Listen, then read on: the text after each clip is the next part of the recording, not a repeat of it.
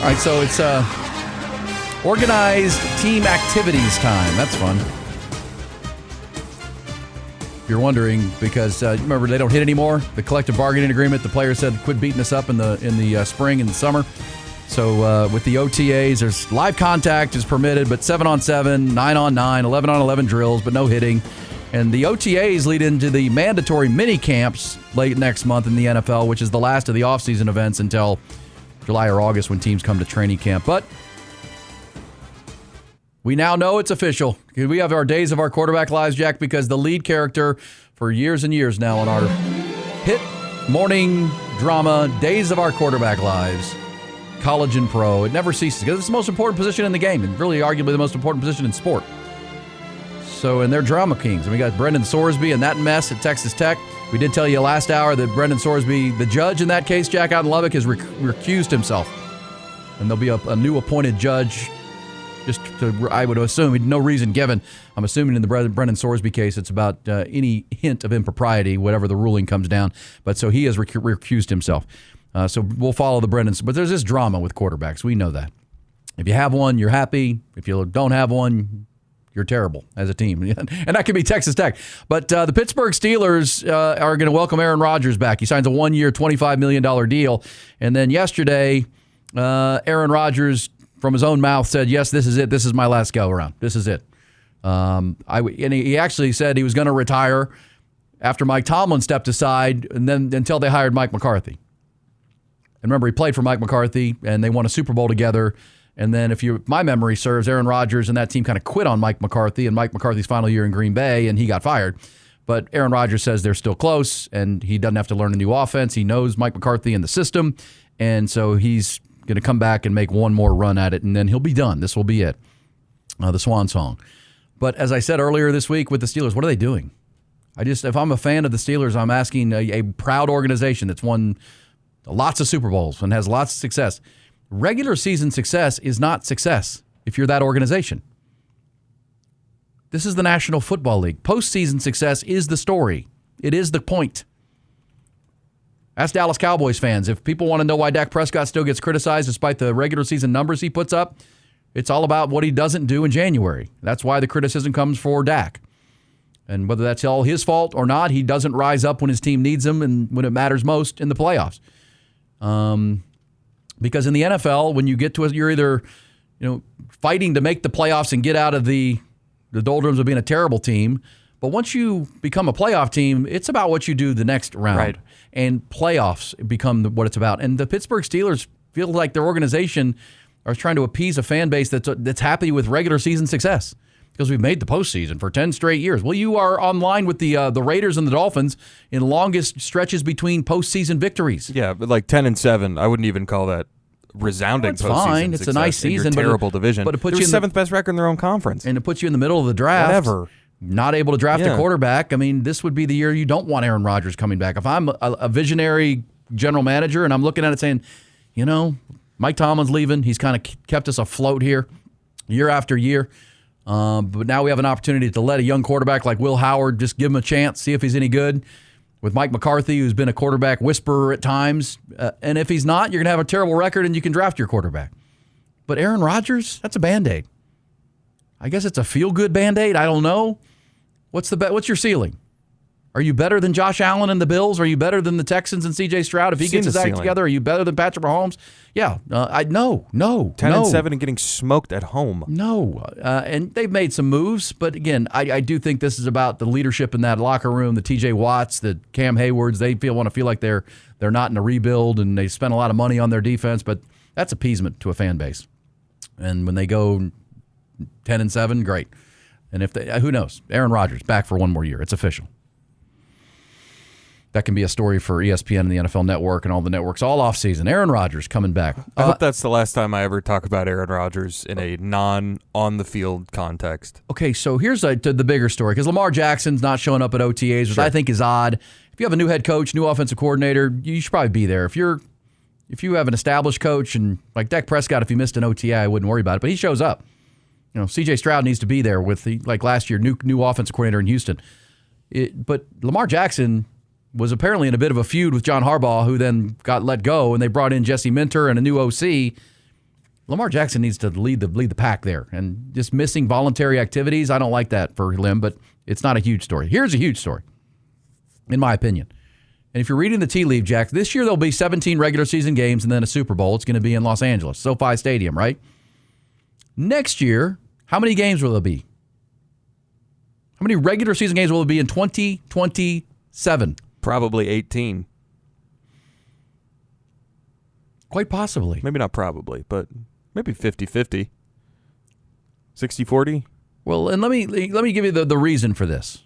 Why I'm saying, because I assume it's because now one of the things that's happened here, the collective bargaining agreement, the idea that they didn't have remember the guy who ran the players' side of the players' union left, and they didn't have a voice there, a leader. So J.C. Treader is now in charge of the players' union, so they could start to negotiate on this. Because obviously, if you're going to go to 18 games, you got to get the players in on this and agree to it. But here is the reason I think they're holding out hope that they could do it by next season. And the answer is, you know who hosts the Super Bowl the following year after they play in Los Angeles this January or February? On Valentine's Day in February? It's in Atlanta for Super Bowl 62. You know what they have not given the city of Atlanta for that Super Bowl? A date of the Super Bowl. And the city of Atlanta is not happy. They're like, y'all, we got to block off a whole month here. We need to know what's going on. When's the date of the Super Bowl? Because obviously if they are able to get an agreement with the players and extend it to 18 games, the date's going to change of the Super Bowl in that year in Atlanta. And I heard this yesterday. Albert Breer, NFL insider, reporting that, yes, the city of Atlanta is not real happy, but it's all centering around the NFL and its desire with the owners to get to 18 games. Albert Breer with more context on this. There we go. Push that button and go. For a while, thought that the reason why is because they're considering going to 18 games. And I think that's been something that's, I would just tell you this, like, I don't think the people in Atlanta are real happy that they don't have a date yet. Because for the people who don't know, like the way this works, you block off, 2 different weeks. You have like a week where you can move the game if it needs to be moved. And, it allows for the league to have some flexibility. Well, if you don't know when the game's going to be because you don't know what your schedule is going to be, and you just say it's February, you got to block off the whole month. And so what does that mean? Well, that means convention space in the city that they're going to is blocked off. That means hotels are blocked off. That means, these cities can't really plan for and make plans for what weeks the Super Bowl won't be there. And that blocks other business from coming into town. And so obviously the NFL has the hammer in these situations. Those cities are going to want to have the Super Bowl almost regardless of the circumstances. But I do know, like, even, as far back as, really a year and a half ago, the Atlanta people were getting a little impatient with the fact that they didn't have a date. And the fact that Atlanta Super Bowl, which is Super Bowl 60, and I got to get the numbers right in my head, 62, which is the end of the 2027 season, the fact that doesn't have a date, hasn't had a date like this late in the game, has been a smoking gun for a lot of people, and looking at it and saying that's when the NFL wants to go to the 18-game season.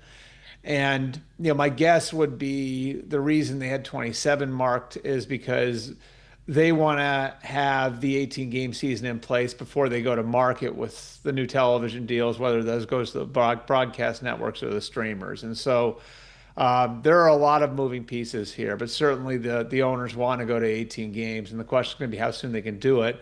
And they can finally actually start to negotiate that now that the NFLPA has an executive director in place in J.C. Treader. Okay, so there you go. And will the players accept it? What are they going to give up to get it? It becomes a big question. But that's a pretty clear smoking gun, as Albert Breer called it, Jack. Because the city is like saying, hey, give us a date. No. Give us a date. Yeah. No. That tells you all you need to know if you're paying attention. They want to be at 18 by next season with 2 bye weeks, with more international games, because another step was taken at the owners' meetings recently where they extended the number of international games each team can play and how they can push back on those. The groundwork is being laid to get to 18 by next year. Regular season games. They would eliminate a preseason game. They would add a regular season game. They would add a bye week. And again, the whole goal from the NFL side of this thing is every year they play the Super Bowl the Sunday before President's Day. which by the glitch of this calendar this year they are. This year, Valentine's Day leads into February 15th, which is President's Day. But they want that every year.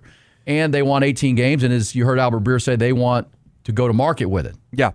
18. And how much are you willing to pay for the 18th game? And before we sit down and talk to our TV partners and streaming partners to make more billions, we want that done. So they're going to go to the Players Association and say, okay, let's sit down now that J.C. Treader's in place and let's get this done.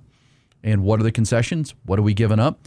I'll play later for you. Albert Breer did get into what the players are going to want. And it's not just what you would think, like another bye week. And, they because again, if the revenues go up again, which it will, they see the half of that. Half of the revenues then they're dispersed to the players. But I'll let Albert Breer explain what they want. But they're pushing to go to 18. It's not a slam dunk that it happens, but that tells you everything you need to know with what's going on in Atlanta, that they don't know what the date of their Super Bowl is. Yeah, I've been critical of sometimes I think we're expanding these things just because we want more money and we think bigger is better, but I'd take a off season that's 2 weeks shorter. I really would. I'm in. Okay. And I would also say, because also, the owners are... even number of games. Odd number records are stupid. You're right. Oh, I don't disagree with that. I mean, we're in alignment. 8 and 9, and 9 and 8, gross. And I like the Super Bowl ahead of President's Day. That's great. We'll still be here talking about it, and hopefully you'll get up and listen to us, but you'll have the day off in most cases. But but another interesting factor to this is what the players are going to ask for. Right. And we'll play Albert Breer talking about that. But Super Bowls. The other big news that's come down this week is the city of Nashville has been awarded Super Bowl 30. Okay? And they're building a new stadium in Nashville. And, I've said many times covering Super Bowls, the best Super Bowl city, period, is New Orleans. Now, I didn't go to Vegas, but I got eyewitness reports from folks that said Vegas was pretty badass. Now, I've been to the NFL draft in Vegas, and I would agree. NFL draft is awesome in Las Vegas. It's really because you know what Vegas is, and you got a game, and that's why New Orleans is so much fun, because you get the game and there's everything. It's like going to the Sugar Bowl. It's a blast in New Orleans. Super Bowls in boring cities, even Atlanta. I'm not too hot to trot about that. I guess there's Magic Wings or what's the wing place? Magic City. Magic City you could go to, but I got to tell you, Nashville would be pretty killer, like really.